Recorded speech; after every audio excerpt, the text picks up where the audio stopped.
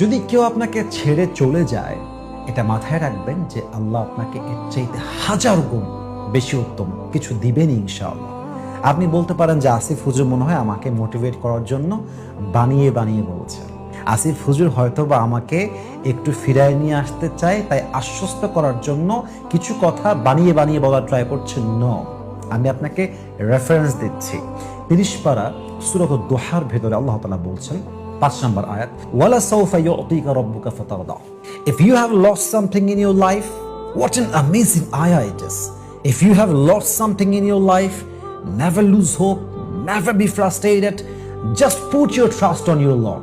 কিছু হারিয়ে গেছে, হতাশ হও না, আল্লাহর উপরে জাস্ট ভরসা রাখো। আল্লাহ বলছে, in future I will give you something better than that. I will give you something that will definitely make yourself happy. আমি আল্লাহ তোরে এমন